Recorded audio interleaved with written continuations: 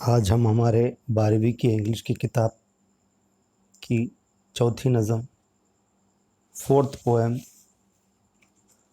2.4 have you earned your tomorrow के अंदर जो पोइटिक डिवाइसेस है या जो फिगर्स ऑफ स्पीच है उसकी स्टडी करने जा रहे हैं।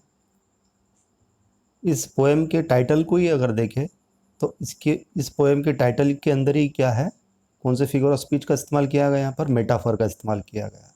वो कैसे क्या देखिए, वो इस तरीके से देखिए कि अर्नड, ये जो वर्ड है अर्नड, अर्नड का मतलब जो है यानी जैसा कि अर्निंग ऑफ मनी, जनरली कहते हैं पैसा कमाना, अर्निंग ऑफ मनी। तो अर्निंग, अर्न, ये जो वर्ड है अर्न, ये जो वर्ड है इसका ताल्लुक जनरली अर्निंग ऑफ मनी से लिया जाता है। अर्न यानी कमाई करना, किसी चीज़ को मेहनत मशक्क़त से कमाना, हासिल करना। तो अर्निंग का जनरली जो है, अर्निंग इस वर्ड को जनरली किससे जोड़ा जाता है, अर्निंग ऑफ मनी से जोड़ा जाता है।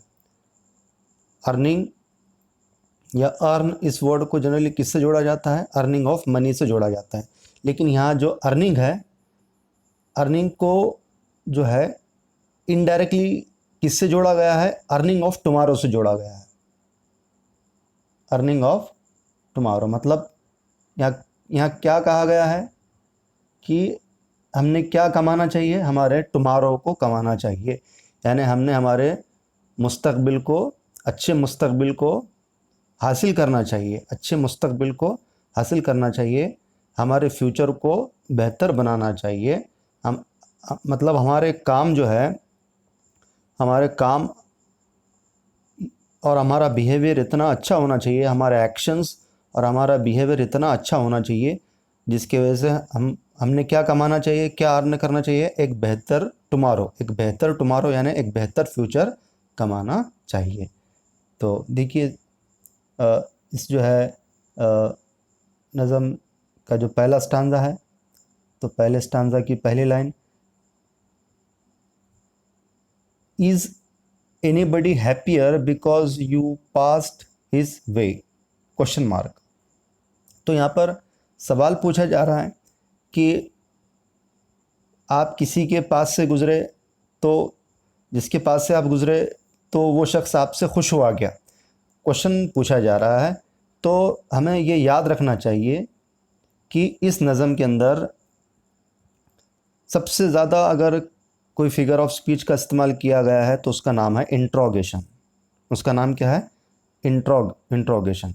अब इंट्रोगेशन का मतलब क्या है समझ लीजिए। इंट्रोगेशन में क्या होता है कि जो पोएट है वो जो रीडर्स है, यानी नज़म की जो रीडर्स हैं उनसे सवाल पूछते हैं।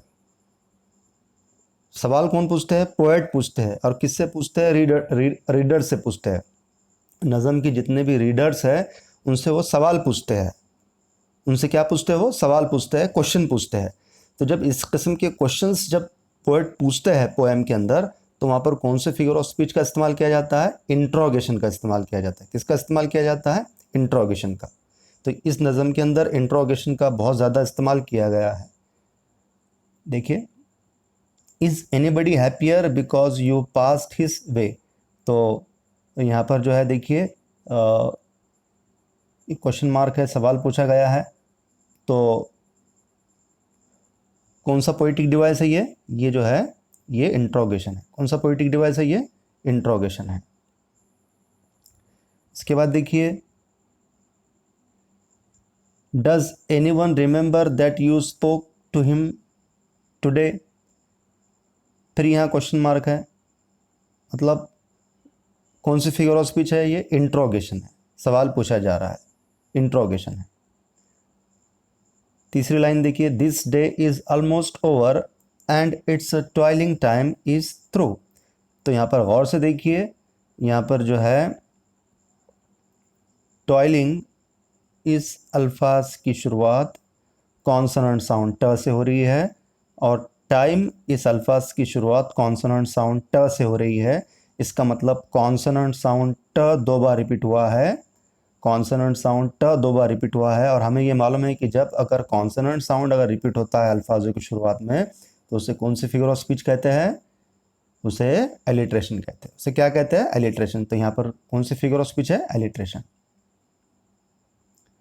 चौथी लाइन देखिए, is there anyone to utter now a kindly word of you. फिर से क्वेश्चन मार्क का इस्तेमाल किया गया है, इंट्रोगेशन है। दूसरे स्टांजा में आइए, did you give a cheerful greeting to the friend who came along. फिर से यहाँ जो है इंट्रोगेशन, क्वेश्चन पूछा जा रहा है। और a churlish sort of howdy and then vanish in the throng. तो इन्हें कुल मिला के यहाँ पर भी क्वेश्चन पूछा जा रहा है, तो ये भी जो है इंट्रोगेशन है। इसके बाद देखिए अगली line, were you selfish pure and simple as you rushed along the way. तो यहाँ पर अगर गौर से देखें तो यहाँ पर जो है एलिट्रेशन का 2 बार इस्तेमाल किया गया है। वो कैसे? क्या देखिए कॉन्सोनेंट साउंड व, वेयर की शुरुआत जो है किससे हो रही है? कॉन्सोनेंट साउंड व से हो रही है। और वे की शुरुआत जो है कॉन्सोनेंट साउंड व से हो रही है। इसका मतलब कॉन्सोनेंट साउंड व, कॉन्सोनेंट साउंड व कितने बार रिपीट हुआ है? कॉन्सोनेंट साउंड व 2 बार रिपीट हुआ है। एक वेयर के अंदर कॉन्सोनेंट, वेयर की शुरुआत जो कॉन्सोनेंट साउंड व से हो रही है और वे की शुरुआत कॉन्सोनेंट साउंड व से हो रही है, एलिट्रेशन है। और एक बार देखिए एलिट्रेशन किस तरीके से इस्तेमाल किया गया है, गौर से देखिए।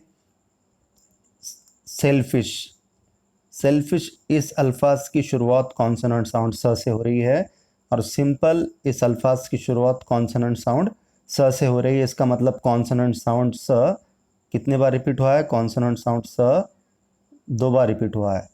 Consonant sound, consonant sound, consonant sound स कितने बार रिपीट हुआ है? 2 बार रिपीट हुआ है। एक सेल्फिश की शुरुआत स से हो रही है और सिंपल की भी शुरुआत स से हो रही है, तो कॉन्सोनेंट साउंड स 2 बार रिपीट हुआ है, तो ये क्या है? एलिट्रेशन है। और is someone mighty grateful for a did you did today. फिर से यहाँ जो है क्वेश्चन पूछा जा रहा है, तो ये इंट्रोगेशन है। और अगर गौर से देखें इसी लाइन को, अगर गौर से देखें इस लाइन को ही अगर गौर से देखें, और is someone mighty grateful for a did you did today, तो यहाँ अगर गौर से देखें तो यहाँ पर और एक फिगर ऑफ स्पीच है, उसका नाम है एलिट्रेशन। वो कैसे? क्या देखिए, डिड, DEED, डिड, यहाँ पर जो है इस अल्फाज की शुरुआत कॉन्सोनेंट साउंड ड से हो रही है। और डिड, DID, डिड, यहाँ पर भी जो है इस अल्फाज की भी शुरुआत कॉन्सोनेंट साउंड ड से हो रही है। इसका मतलब कॉन्सोनेंट साउंड ड कितने बार रिपीट हुआ है? कॉन्सोनेंट साउंड ड 2 बार रिपीट हुआ है। तो कॉन्सोनेंट साउंड ड 2 बार रिपीट होने की वजह से ये कौन सी फिगर ऑफ स्पीच है? एलिट्रेशन। अगले स्टांजा की तरफ आइए, can you say tonight in parting with the days that slipping fast that you helped a single brother of the many that you passed। Question पूछा जा रहा है यहाँ पर, तो इंट्रोगेशन है। और कौन सी फिगर ऑफ स्पीच है? देखिए यहाँ पर देखिए सिंगल ब्रदर, सिंगल ब्रदर, यानी यहाँ कहा जा रहा है कि हमने जो है किसी एक अनजान शख्स की तो भी मदद करनी चाहिए। हमने जो है किसी एक अनजान शख्स की मदद करनी चाहिए रोज़। यानी यहाँ कहा जा रहा है इस नज़म के अंदर कि हमने कम से कम किसी एक अनजान शख्स की मदद करनी चाहिए। और पोएट जो है उस अनजान शख्स को इनडायरेक्टली किससे कंपेयर कर रहे हैं? उस अनजान शख्स को क्या कह रहे हैं? ब्रदर कह रहे हैं। क्या कह रहे हैं? ब्रदर कह रहे हैं। यानी जो अननोन पर्सन है, उस अननोन पर्सन को पोएट किससे कंपेयर कर रहे हैं? अननोन पर्सन को पोएट किससे कंपेयर कर रहे हैं? अननोन पर्सन को पोएट जो है ब्रदर से कंपेयर कर रहे हैं। किससे कंपेयर कर रहे हैं? ब्रदर से, भाई से कंपेयर कर रहे हैं। यानी अननोन पर्सन को इनडायरेक्टली किससे कंपेयर किया जा रहा है? अननोन पर्सन को जो है जिसकी मदद करनी चाहिए, अननोन पर्सन को किससे कंपेयर किया जा रहा है? भाई से कंपेयर किया जा रहा है। तो यहाँ पर एक कंपैरिजन कैसा है? इनडायरेक्ट कंपैरिजन है। यानी अननोन पर्सन को इनडायरेक्टली किससे कंपेयर किया गया है? ब्रदर से कंपेयर किया गया है। तो ये कौन सी फिगर ऑफ स्पीच है? ये है metaphor. Is a single heart rejoicing over what you did or said? Does a man whose hopes were fading now with courage look ahead? फिर से यहाँ जो है क्वेश्चन मार्क आया है, तो मतलब इंट्रोगेशन है। उसके बाद देखिए आखिरी stanza, did you waste the day or lose it? Was it well or sorely spent? तो यहाँ पर देखिए ये क्वेश्चन मार्क आया है, तो ये इंट्रोगेशन है। और यहाँ पर और एक फिगर ऑफ स्पीच है, यहाँ पर जो है और एक फिगर ऑफ स्पीच है। अगर हम गौर से देखें तो यहाँ पर क्या है? एलिट्रेशन है। क्या यहाँ पर? एलिट्रेशन है। वो कैसे के देखिए, देखिए गौर से, यहाँ पर सोरली ये जो अल्फाज है, सोरली अल्फाज की शुरुआत कॉन्सोनेंट साउंड स से हो रही है, और स्पेंट इस अल्फाज की शुरुआत कॉन्सोनेंट साउंड स से हो रही है। सोरली इस अल्फाज की शुरुआत कॉन्सोनेंट साउंड स से हो रही है, और स्पेंट इस अल्फाज की शुरुआत कॉन्सोनेंट साउंड जो है स से हो रही है। यानी कॉन्सोनेंट साउंड स यहाँ पर कितने बार रिपीट हुआ है? 2 बार रिपीट हुआ है। कॉन्सोनेंट साउंड स कॉन्सोनेंट साउंड कितने बार रिपीट हुआ है? कॉन्सोनेंट साउंड स 2 बार रिपीट हुआ है। तो ये क्या है? एलिट्रेशन है। तो यहाँ देखिए एलिट्रेशन और एक बार इस्तेमाल किया गया है इसी जुमले के अंदर। देखिए वेस्ट इस अल्फाज की शुरुआत व से हो रही है, और वाज इस अल्फाज की शुरुआत कॉन्सोनेंट साउंड व से हो रही है। इसका मतलब कॉन्सोनेंट साउंड जो व जो है यहाँ पर 2 बार रिपीट हुआ है, तो ये एलिट्रेशन है। यानी यहाँ पर जो है इंट्रोगेशन है। पहली बात तो इस सेंटेंस में, इस लाइन के अंदर इंट्रोगेशन तो है, साथ में 2 बार एलिट्रेशन है। और देखिए यहाँ पर और एक फिगर ऑफ स्पीच है, अगर गौर से देखें, और उस फिगर ऑफ स्पीच का नाम है एंटीथेसिस। इसका नाम क्या है? एंटीथेसिस। क्योंकि देखिए यहाँ पर जो है 2 अपोजिट वर्ड्स इस्तेमाल किए गए हैं। एक है वेल और एक है सोरली। वेल का मतलब पॉजिटिव अंदाज में लिया गया है, और सोरली का मतलब निगेटिवली लिया गया है। वेल का मतलब कैसा लिया गया है? वेल का मीनिंग जो है पॉजिटिव मीनिंग लिया गया है। वेल का यहाँ पॉजिटिव मीनिंग है, और सोरली का यहाँ निगेटिव मीनिंग है। वेल का क्या मतलब है? पॉजिटिव मीनिंग है, और सोरली का क्या मतलब है? निगेटिव। यानी तुमने तुम्हारे जो दिन को है किस तरीके से गुजारा। वेल गुजारा, वेल मतलब अच्छा गुजारा, या फिर सोरली यानी निगेटिवली गुजारा। यानी तुमने, पोएट पूछते हैं कि तुमने जो तुम्हारा जो दिन आज गुजारा है, तुमने जो आज तुम्हारा दिन, एक दिन को जो बिताया है, तुम्हारा जो एक दिन बीता है, जो एक दिन गुजरा है, तो वो दिन वेल गुजरा है, पॉजिटिवली गुजरा है, या सोरली निगेटिवली गुजरा है। तो मतलब 2 अपोजिट वर्ड्स का यहाँ पर इस्तेमाल किया गया है 2 पैरेलल स्ट्रक्चर्स के अंदर। तो ये क्या है? ये एंटीथेसिस भी है। उसके बाद देखिए, did you leave a trail of kindness और अ स्कार ऑफ डिसकंटेंट? तो यहाँ पर देखिए क्वेश्चन मार्क आया है, तो इंट्रोगेशन है। और इसी लाइन के अंदर और एक फिगर ऑफ स्पीच है। कौन से लाइन के अंदर? देखिए मैं और एक बार पढ़ता हूँ। Did you leave a trail of kindness और अ स्कार ऑफ डिसकंटेंट? तो देखिए जो काइंडनेस है, अ ट्रेल ऑफ काइंडनेस, ये कौन सी फीलिंग है? पॉजिटिव। कौन सी क्वालिटी है? पॉजिटिव क्वालिटी है। और अ स्कार ऑफ डिसकंटेंट, ये कौन सी क्वालिटी है? निगेटिव क्वालिटी है। देखिए ध्यान से देखिए, did you leave a trail of kindness और अ स्कार ऑफ डिसकंटेंट? इसमें अगर देखें, इस लाइन के अंदर देखें हम, तो यहाँ 2 अपोजिट आइडियाज़ बताए गए। कितने अपोजिट आइडियाज़ बताए गए? 2 अपोजिट आइडियाज़ बताए गए। तो पहला पॉजिटिव आइडिया कौन सा है? A trail of kindness. Trail of kindness, kindness हमदर्दी। A trail of kindness, kindness मतलब हमदर्दी। और यानी ये कौन सी क्वालिटी है?